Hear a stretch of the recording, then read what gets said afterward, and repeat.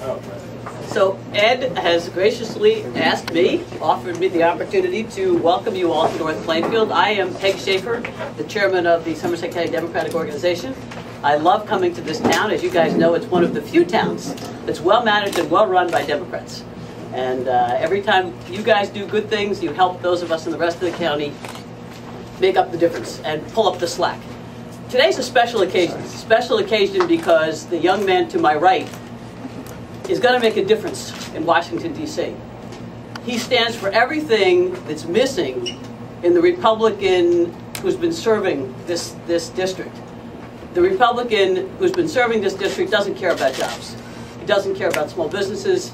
He doesn't care about the seniors, and he doesn't care about the young people. That combination of events and interests are the ones that we stand for, the Democrats. And we are thrilled to have a guy who's got the courage of his convictions and the experience to make the difference and to be the representative that we need in Washington. It's especially thrilling for me today to be able to introduce to you the gentleman whose business we're located in, a guy who's directly impacted by what's wrong with Leonard Lance. He's had to wait. You see this business of his, it's an organic cafe.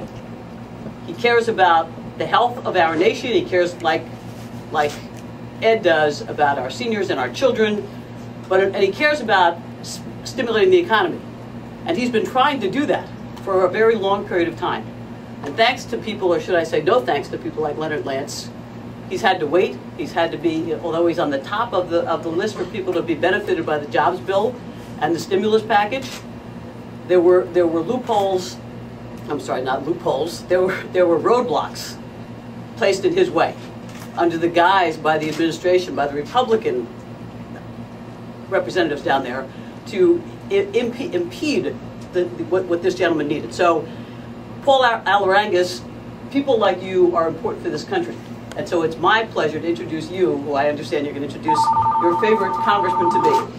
Thanks, Paul. Thank you. Hello, everyone. Jess, if you want to handle the phones, thanks. Welcome to Organigaya Café. My name is Paul Alirangues. Thank you for coming. On December 9, 2009, the House of Representatives passed the first version of what has now come to be known as the Jobs Bill.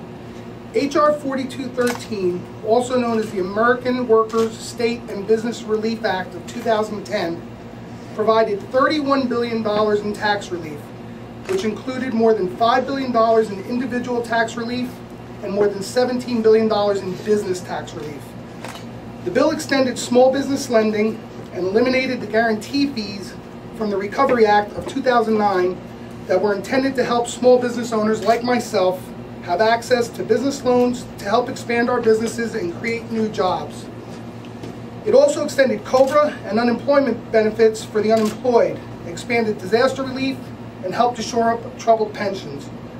The tax incentives, the majority of which were intended to help small businesses like mine, also encouraged charitable contributions, provides community development incentives, and helps support energy efficiency and other environmental initiatives. And it did all that without adding one dime to the federal deficit.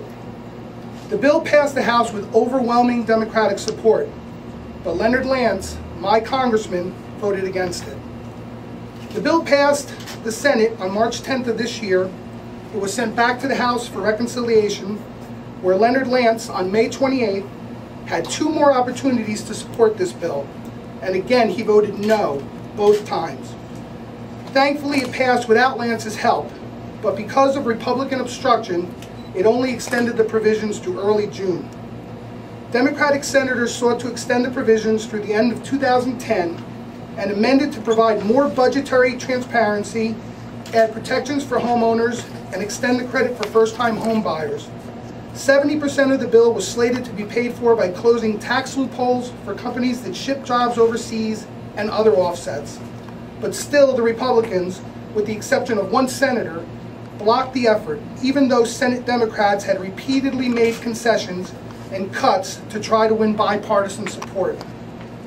What I didn't know at the time was that the fate of my business was hanging in the balance of these votes. Back in April, our business was approved for an SBA loan that would have allowed us to renovate, add 2 full-time jobs, and fund continuing operations. After spending the better part of 2 months finishing the plans and gathering the documents needed to close on the loan, we were ready to begin work in June. But when we went to the bank to try and push for that closing date, we were told the SBA program that was guaranteeing our loan was unfunded by the federal government. After researching the source of the funding, we realized that it was this very bill that I've been talking about. When I called my congressman, Leonard Lance, to ask why he did not support this bill, all I got from his office was that the congressman did not support the bill because it added to the deficit. When I realized that Representative Lance had voted against the earlier version that did not add to the deficit, it became clear to me where his priorities lie, with the big banks and big businesses that export jobs overseas, and not with the people right here in his own district. As a small business owner, it's clear to me that Leonard Lance is not the right person for the job. And for that reason and many others, I want to announce my support for and endorsement of Ed Potosnak to be our next congressman.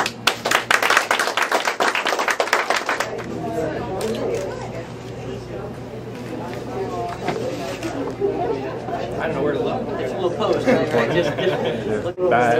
Negative. Don't worry about the podium. The podium's not. You had a good coach. I love you trying to outsider solution. Yes, I mean, I brought it up because I thought he mentioned his fellowship.